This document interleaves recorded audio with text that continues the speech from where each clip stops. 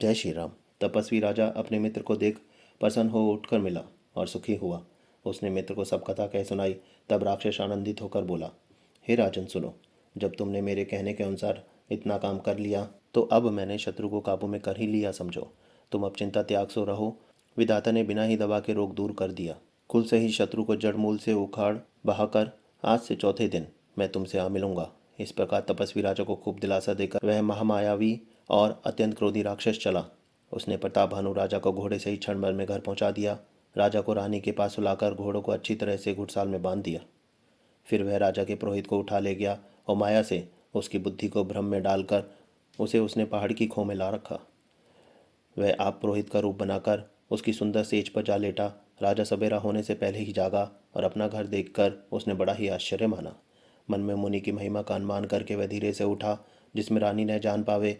फिर उसी घोड़े पर चढ़कर वन को चला गया। नगर के किसी भी स्त्री पुरुष ने नहीं जाना। दोपहर बीत जाने पर राजा आया। घर घर उत्सव होने लगे और बधावा बजने लगा। तब राजा ने पुरोहित को देखा। तब वह उसी कार्य का स्मरण कर उसे आश्चर्य से देखने लगा। राजा को 3 दिन युग के समान बीते। उसकी बुद्धि कपटी मुनि के चरणों में लगी रही। निश्चित समय जानकर पुरोहित बना हुआ राक्षस आया और राजा के साथ की हुई गुप्त सलाह के अनुसार उसने अपने सब विचार उसे समझाकर कह दिए। संकेत के अनुसार गुरु को उस रूप में पहचान कर राजा प्रसन्न हुआ। ब्रह्मवश उसे चेतने रहा कि यह तापस मुनि है या कालकेतु राक्षस। उसने तुरंत 1 लाख उत्तम ब्राह्मणों को कुटुंब सहित निमंत्रण दे दिया। पुरोहित ने 6 रस और 4 प्रकार के भोजन, जैसा कि वेदों में वर्णन है, बनाए। उसने मायामयी रसोई तैयार की और इतने व्यंजन बनाए जिन्हें कोई गिन नहीं सकता। अनेक प्रकार के पशुओं का मांस पकाया और उसमें उस दुष्ट ने ब्राह्मणों का मांस मिला दिया। सब ब्राह्मणों को भोजन के लिए बुलाया और चरण धोकर आदर सहित बैठाया। ज्यों ही राजा परोसने लगा, उसी काल कालकेतुकृत आकाशवाणी हुई, हे ब्राह्मणों, उठ उठकर अपने घर जाओ। यह अन्न मत खाओ, इसके खाने में बड़ी हानि है। रसोई में ब्राह्मणों का मांस बना है। विश्वास मानकर सब ब्राह्मण उठ खड़े हुए। राजा व्याकुल हो गया, परंतु उसकी बुद्धि मुंह में भूली हुई थी। होनहारवश उसके मुंह से एक बात भी न निकली।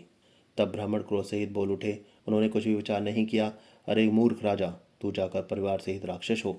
रे नीच क्षत्रिय, तूने तो परिवार सहित ब्राह्मणों को बुलाकर उन्हें नष्ट करना चाहा था। ईश्वर ने हमारे धर्म की रक्षा की। अब तू परिवार सहित नष्ट होगा। 1 वर्ष के भीतर तेरा नाश हो जाए। तेरे कुल में कोई पानी देने वाला तक न रहेगा। शाप सुनकर राजा भय के मारे अत्यंत व्याकुल हो गया। फिर सुंदर आकाशवाणी हुई, हे ब्राह्मणों, तुमने विचार कर श्राप नहीं दिया। राजा ने कुछ भी अपराध नहीं किया। आकाशवाणी सुनकर सब ब्राह्मण चकित हो गए। तब राजा वहां गया जहाँ भोजन बना था। देखा तो वह न भोजन था न रसोइया ब्राह्मण ही था। तब राजा मन में अपार चिंता करता हुआ लौटा। उसने ब्राह्मणों को सब वृत्तांत सुनाया और बड़ा ही भयभीत और व्याकुल होकर वह पृथ्वी पर गिर पड़ा। हे राजन, यद्यपि तुम्हारा दोष नहीं है तो भी होनहार नहीं मिटता। ब्राह्मणों का शाप बहुत ही भयानक होता है। यह किसी तरह भी टाले टल नहीं सकता। ऐसा कहकर सब ब्राह्मण चले गए। नगरवासियों ने जब यह समाचार पाया तो वे चिंता करने और विधाता को दोष देने लगे, जिसने हंस बनाते बनाते कुआं कर दिया। पुरोहित को उसके घर पहुंचाकर असुर कालकेतु ने कपटी तपस्वी को खबर दी। उस दुष्ट ने जहां तहां पत्र भेजे, जिससे सब वैरी राजा सेना सजाकर चढ़ दौड़े और उन्होंने डंका बजाकर नगर को घेर लिया। नित्य प्रति अनेक प्रकार से लड़ाइयाँ होने लगी। प्रताप भानु के सब योद्धा शूरवीरों की करनी करके रण में जूझ मरे। राजा भी भाई सहित खेत रहा। सत्यकेतु के कुल में कोई नहीं बचा।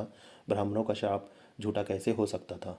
शत्रु को जीतकर नगर को फिर से बसाकर सब राजा विजय और यश पाकर अपने अपने नगर को चले गए। याज्ञवल्क्य जी कहते हैं, हे भारद्वाज, सुनो, विधाता जब जिसके विपरीत होते हैं तब उसके लिए धूल सुमेरु पर्वत के समान भारी और कुचल डालने वाली, पिता यम के समान काल रूप और रस्सी सांप के समान काट खाने वाली हो जाती है। जय श्री राम।